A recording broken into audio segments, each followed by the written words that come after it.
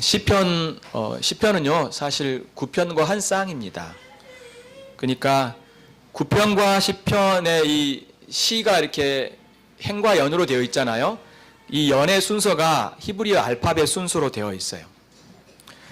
하나님의 이 말씀 시편 9편은요 찬양과 감사로 되어 있다라면 시편은 탄식으로 되어 있습니다. 1절과 13절 보시면요, 여호와여 어찌하여 멀리 서시며 어찌하여 환난 때에 숨으시나이까. 13절 어찌하여 악인이 하나님을 멸시하여 그의 마음에 이르기를 주는 감찰하지 아니하리라 하시나이까. 어찌하여라 하면서 탄식하고 있는 거죠. 이 시편은요 두 단락으로 나눠집니다. 1절부터 11절까지는 왜 하나님께서 악인을 처벌하지 않는지 탄식하며 또한 그 악인들의 특징을 묘사해 놓고 있습니다. 그리고 12절부터 18절 마지막 절까지는 그 원수를 향해서 하나님께 심판하여 달라고 기도하고 또 그 기도가 응답될 것을 확신하면서 시를 마치고 있습니다. 우리 이 시를 통해서 우리가 하나님 원수로부터 고통을 받을 때 의로우신 하나님을 의지하여 기도하는 법을 배울 수 있는 것입니다. 먼저 1절부터 11절을 살펴보죠. 1절에서 2절은요 특별히 하나님께 이 시인이 탄식하면서 불만을 토로하고 있습니다. 1절 2절 제가 읽어봅니다.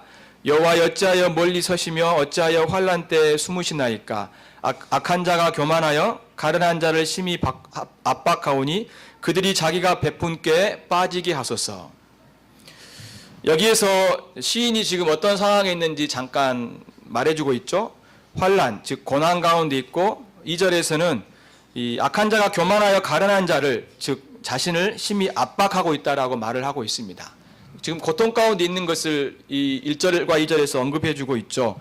그러면서 시인은 악한 자에게서 어려움에 지금 처해 있을 때 하나님께서 계시지 않는 것처럼 지금 탄식을 하고 있죠. 어찌하여 멀리 서시며 어찌하여 숨으시나이까. 물론 하나님은 시인의 탄식처럼 멀리 계시고 숨어 계시지 않습니다. 우리가 이미 배웠죠. 하나님은 어느 곳에서든 다 계시죠. 충만하게 계시는 분이십니다. 하나님은 또한 우리 자기 백성들과 함께 하시죠. 하지만 시인은 하나님의 부재를 표현하면서 하나님께 탄식하죠. 그것은 아마도 그의 고통이 너무 컸기 때문이겠고요. 또한 하나님의 공의가 곧바로 시행되기를 바라야 하는데 그렇지 않는 것을 보면서 그가 안타까워서 그렇게 말을 하고 있는 것을 볼 수 있습니다. 그렇지만 이 고백 속에서 시인이 하나님의 공의를 그러니까 불신하는 것이 아닙니다. 주님 그 하나님의 공의를 불신하기 때문에 왜 주님은 숨어 계십니까? 왜 주님은 멀리 하십니까? 라고 이렇게 말하고 있는 것이 아니라는 것입니다. 오히려 하나님은 공의로운 분이신데 왜 주님께서 가만히 계십니까? 라고 하는 그런 하나님을 향해서 도움을 구하는 그런 표현인 것입니다. 그래서 우리가 이 기도를 할 때 특별히 우리가 기도 중에 혹시 이 문구들을 사용할 때 우리가 조심해야 돼요. 그러니까 지금 시인이 하나님을 불신하면서 하나님이 그렇게 하시지 않기 때문에 할 수 없어서 아니면 왠지 우리가 기도해야지 하나님이 하실 것처럼 생각하면서 우리가 이 문구를 사용하지 않아야 된다는 겁니다.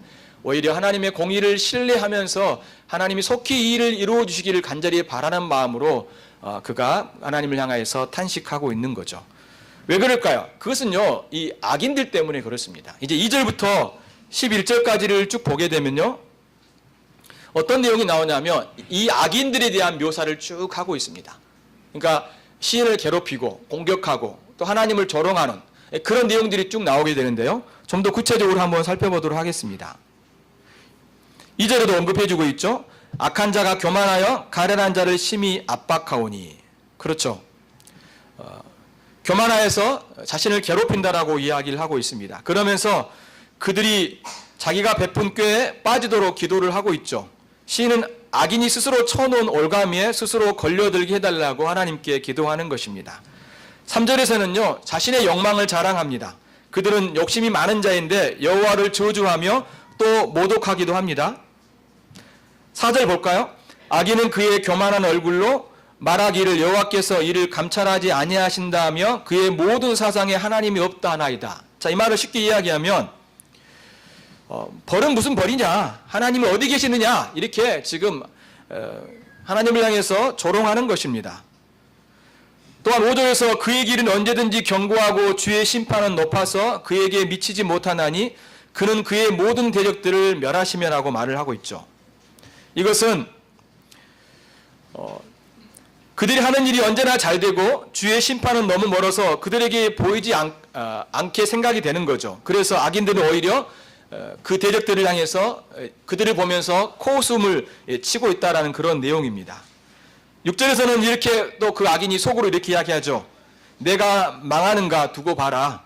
나에게는 언제라도 불행이란 저주란 이런 것이 없다라고 그가 오히려 단정지으면서 아주 그가 담대하게 말하고 있는 것을 볼 수 있습니다. 7절에서는요, 이제 그가 입으로 무엇을 말하는지 이야기를 합니다. 그 입에는 저주와 거짓과 포악이 충만하며 그의 혀 밑에는 잔해와 죄악이 있나라고 말을 해주고 있죠. 많은 폭언과 욕설과 그리고 악담을 내뱉는다라고 이야기하고 있는 것입니다. 또한 8절과 9절에서는요, 이제 그 악인을 향해서 사자와 혹은 어부로 이제 표현하고 있습니다. 8절 9절 같이 읽어볼까요? 시작. 그가 마을 구석진 곳에 앉으며 그 은밀한 곳에서 무죄한 자를 죽이며 그의 눈은 가련한 자를 엿보나이다. 사자가 자기의 굴에 엎드림과 같이 그가 은밀한 곳에 엎드려 가련한 자를 잡으려고 기다리며 자기 자신 그물을 끌어당겨 가련한 자를 잡나이다. 그렇죠. 특별히 9절에서 사자처럼 또한 어부처럼 이야기하면서 이제 사자가 은밀한 곳에서 자기의 목표물을 잡는 것처럼 또 어부가 그물을 내려서 그 물고기를 잡는 것처럼 그들이 이 가련한 자, 연약한 자를 향해서 그들이 강압적으로 악행을 저지르고 있다는 것을 말을 하고 있는 것입니다. 이 때문에 연약한 자는 짓밟히고 쓰러지죠. 그러면서 악한 자는 하나님은 자신에게 관심이 없다고 또한 무슨 일이 일어나고 있는지 보고 계시지 않는다라고 또한 담대하게 이야기하죠. 10절과 11절 보죠. 그가 굽으려 엎드리니 그의 포악으로 말미암아 가난한 자들이 넘어지나이다. 그가 그의 마음에 이르기를 하나님이 이르셨고 그의 얼굴을 가리셨으니 영원히 보지 아니하리라 하나이다. 당연하겠죠. 하나님을 인정하지 않고 또 하나님의 살아계심, 하나님의 일하심에 대해서 부정하고 있는 그의 모습을 볼 수 있습니다. 악한 자의 특징은 어떤 자일까요? 교만한 자입니다. 그들이 교만하기 때문에 신자인 연약한 자를 폭언과 중상모략으로 괴롭히고 하나님을 무시하고 모독하며 대적합니다. 악인들이 연약한 신자를 괴롭히고 하나님을 대적하는 것은 신자들이 하나님을 믿기 때문이죠. 악인들은 신자들이 믿는 하나님까지 조롱합니다. 그러면서 신자들도 조롱하죠. 너희들이 하나님 믿는다고? 하나님은 계시지도 않고 또 벌 주실 수도 없어 라고 이야기하고 그 하나님을 부정하면서 너희들이 믿는 하나님 그렇게 하면서 신자들까지도 오히려 조롱하고 있는 것을 볼 수 있습니다. 하나님을 믿지 않는 자들의 행동은 참으로 담대하죠. 2008년과 2009년에 영국과 미국에 이런 일이 있었습니다. 영국에 인본주의자 협회가 있다고 합니다. 교회가 예수 그리스도를 전파하는 것에 맞서서요, 이제 버스에다가 광고를 했습니다. 아마도 하나님은 없다. 이제 걱정을 멈추고 당신의 인생을 즐겨라. 라고 버스 여러 대다가 그걸 이렇게 붙여가지고 광고를 했습니다. 이 문구는요, 영국 인본주의자 협회가 후원하고 또 만들어진 신의 저자인 리처드 도킨스가 지지했다고 합니다. 미국에서도요, 시카고에 이런 문구가 그런 버스 25대에 붙여놨다고 합니다. 태초에 사람이 하나님을 창조하였다. 그들은 공개적으로 아주 담대하게 하나님을 비꼬고 사람들을 비꼬고 있죠. 이렇게 조롱하면서 하나님을 모독하고 있는 것입니다. 모든 물신론자들이 신자를 괴롭히고 공개적으로 하나님을 대적하지는 않을 것입니다. 하지만 분명한 것은 하나님의 백성을 괴롭히고 하나님을 대적하는 것은 분명하게 죄입니다. 또한 이런 자들을 향해서 하나님은 성경에서 오늘 말씀처럼 악한 자라고 분명히 명시하고 있습니다. 우리는 그들이 회개하도록 기도해야 합니다. 하나님께서도 그들이 돌아오도록 기다리고 계실 것입니다. 하지만 계속적으로 신자와 하나님을 조롱하고 대적할 때 우리는 시인이 기도하는 것처럼 기도할 수 있는 것입니다. 1절과 2절에서 그 기도의 내용이 구체적으로 나오죠. 어찌하여 여호와여 멀리 계시오며 어찌하여 환난 때에 숨으시나이까. 악한 자가 교만하여 가련한 자를 심히 압박하오니 자신을 이야기하는 거죠. 그들이 자기가 베푼 꾀에 빠지게 하소서라고 기도할 수 있는 것입니다. 또한 이제 12절부터 18절까지 두 번째 단락을 봅니다. 여기에서는요, 그 하나님이 원수를 향하여서 주님, 그 원수의 그런 죄악들, 그런 나를 향해서 고통을 주는 것을 갚아달라고 이제 호소하고 있는 내용입니다. 12절에서 15절까지를 제가 읽어봅니다. 여호와여 일어나소서, 하나님이여 손을 드시옵소서, 가난한 자들을 잊지 마옵소서. 어찌하여 악인이 하나님을 멸시하며 그의 마음에 이르기를 주는 감찰하지 아니하리라 하시나이까. 주께서는 보셨나이다. 주는 재앙과 원한을 감찰하시고 주의 손으로 갚으려 하시오니 외로운 자가 주를 의지하나이다. 주는 벌써부터 고아를 도우시는 이시니이다. 악인의 팔을 꺾으소서, 악한 자의 악을 더 이상 찾아낼 수 없을 때까지 찾으소서라고 이렇게 기도하며 하나님께 도움을 호소하고 있습니다. 12절에서는 여호와께서 일어나시도록, 그리고 손을 들어달라고 기도합니다. 손을 들어달라고 하는 것은 악인을 심판하여 달라고 하는 기도입니다. 그러면서 가난한 자들 잊지 말라고 기도합니다. 악한 자로부터 공경을 걷고 있는 자신을 도와달라고 기도하고 있는 거죠. 여기서 말하고 있는 이런 가난한 자라든가 고아라든가 외로운 자라든가 이런 가난한 자는 지금 시인 자신을 이야기하는 겁니다. 이러한 도움을 요청하는 이유는 그들의 악한 생각과 말 때문에 그렇습니다. 13절 보십시오. 어찌하여 악인이 하나님을 멸시하며 그의 마음에 이르기를 주는 감찰하지 아니하리라 하시나이까. 세 번역에서 이렇게 표현합니다. 어찌하여 악인이 하나님을 경멸하며 마음속으로 하나님은 벌을 주시지 않는다, 심판하시지 않는다라고 그들이 이렇게 말을 하도록 내버려 두십니까? 라고 지금 이야기하는 겁니다. 그러면 14절에서는요, 하나님께서 자신이 겪는 고통과 슬픔을 보고 하나님은 그렇게 계신다라고 말을 하면서 또한 주께서 손수 갚아주실 것도 알기에 주님을 의지한다라고 그가 고백하고 있습니다. 시인은 자신을 의지할 데가 없는 고아와 같은 자로 표현하면서 하나님께서 자신을 도우시는 분이라고 그가 하나님을 향해서 고백하고 있죠. 그러면 15절에서 악인의 팔, 즉 악한 자의 억압 있는 힘을 없애달라고 기도합니다. 또한 그들의 악행을 철저하게 찾아내어 벌을 내어달라고, 벌을 내려주시도록 기도하고 있는 거죠. 즉 하나님의 의로운 심판으로 그들의 교만을 낮추시도록 하나님께 간절히 호소하고 있는 것입니다. 여기서요, 여러분 12절에 보게 되면 시인이 뭐라고 말합니까? 여호와여 일어나옵소서라고 말하죠. 그리고 15절에서는 뭐라고 합니까? 악인의 팔을 꺾으시오라고 말을 하고 있습니다. 이렇게 주님께서 일어나셔서 악인의 팔을 꺾으시도록 기도하는 것은 바로 하나님께서 원수를 갚아달라고 기도하고 있는 것입니다. 신자는 어떤 자입니까? 오늘 시편의 말처럼 가난한 자들입니다. 외로운 자들입니다. 연약한 자들입니다. 고아와 같은 자들인 것입니다. 참으로 약한 자들이라는 걸 말해주고 있습니다. 힘이 없는 무기력한 자인 것을 말합니다. 그런 자를 향해서 악한 자가 지금 괴롭히고 공격하고 있기 때문에 하나님께 도움을 구하면서 그가 뭔가를 할 수 있는 것이 아니라 하나님께 온전히 의탁하고 있는 것이죠. 여러분, 우리는 그들과 싸울 수 없어요. 우리도 그들처럼 거짓과 폭언과 악행을 저지를 수 없죠. 설령 우리가 그들보다 때로는 힘이 있고 높은 위치에 있더라도요, 우리는 부당한 방법으로 그들을 향해서 짓누를 수 없어요. 그들이 하는 것처럼 우리가 그들처럼 공격할 수 없다는 것입니다.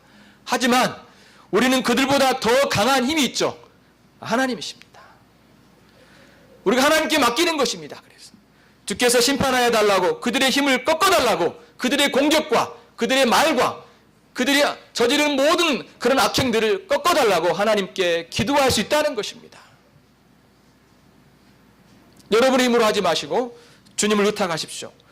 우리를 핍박하고 하나님을 대적하는 자들에게 우리의 강력한 무기는 그들에게 있는 것이 아니라 바로 하나님께 있습니다.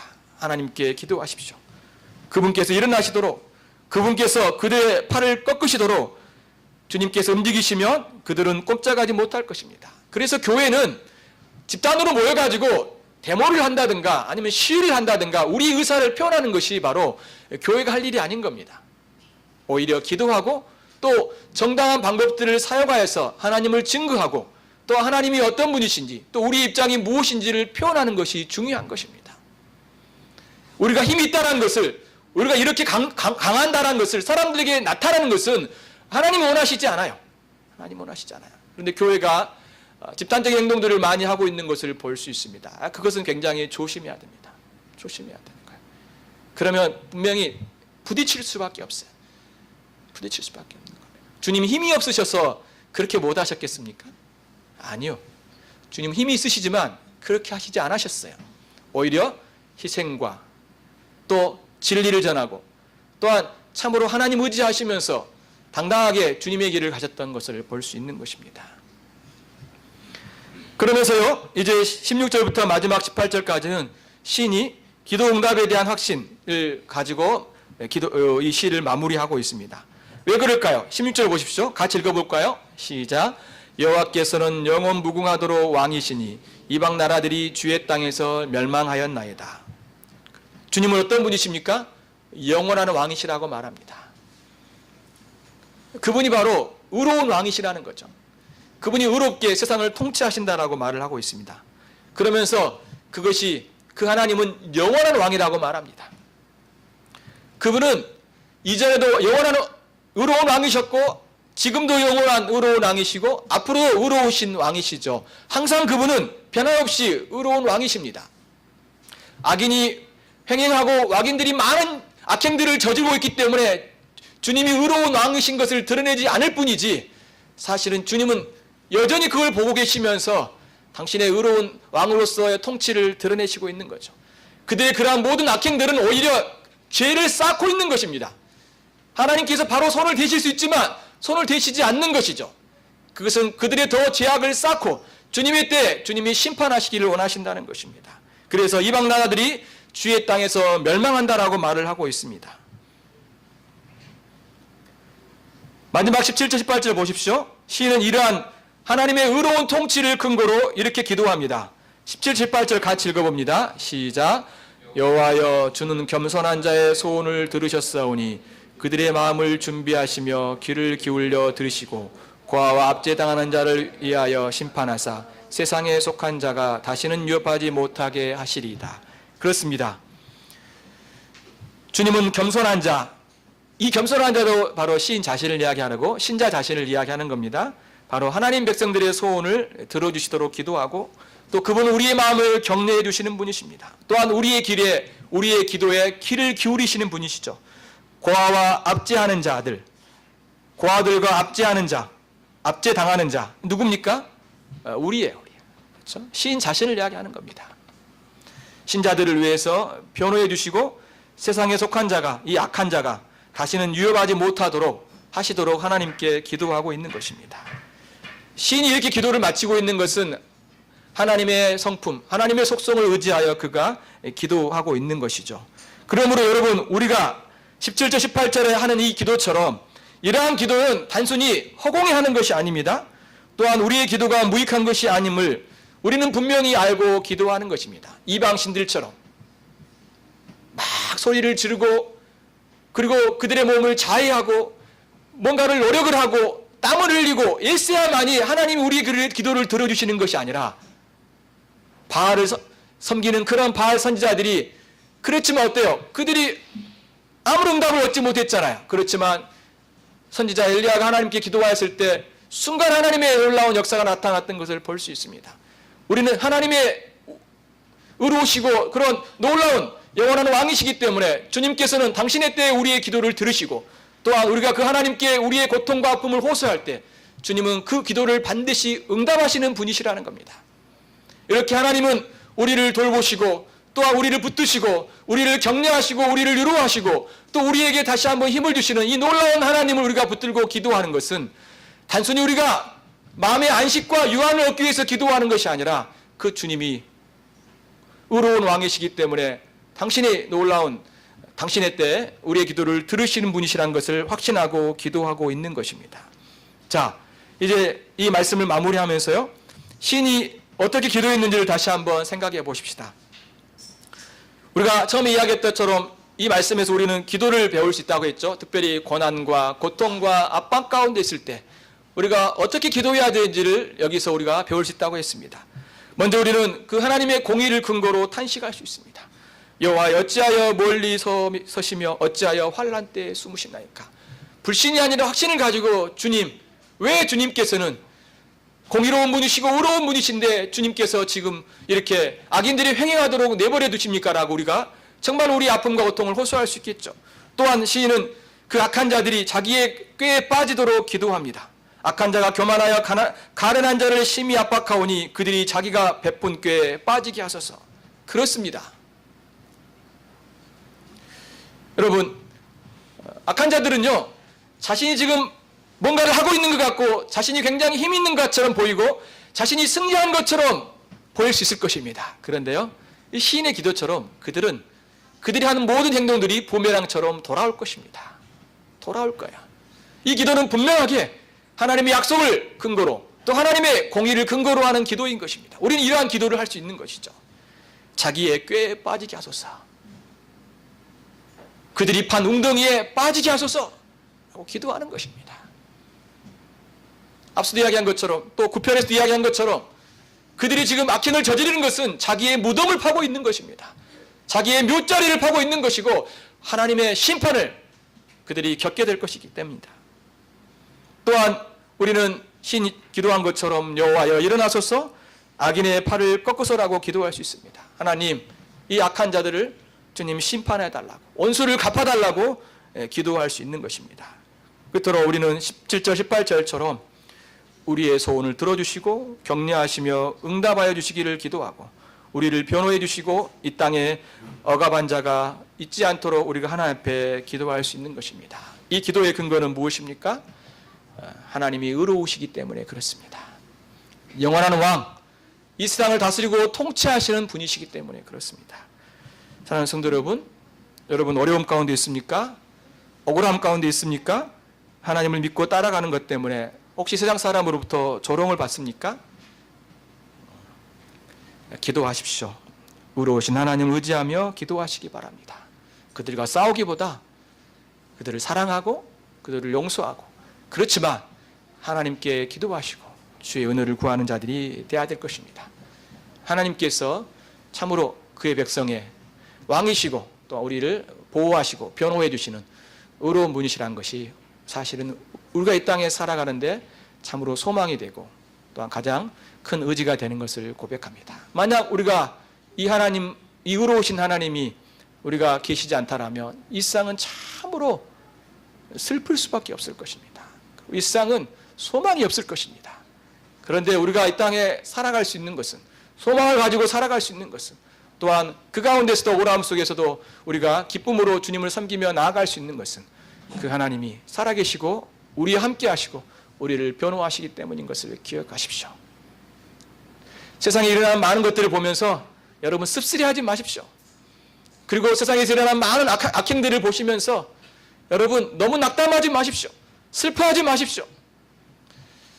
이것이 모든 사람들의, 하나님을 대적하는 자들의 모습인 것입니다. 우리는 오히려 의로운 하나님을 의지하면서 우리도 의로운 삶을 살아가며 하나님을 의지하며 살아가야 될 것입니다. 이것이 하나님 우리 가운데 세상 속에서 신자들이 하나님을 붙들며 살아가라고 주신 말씀입니다. 이러한 은혜가 여러분의 삶 가운데 있기를 바랍니다.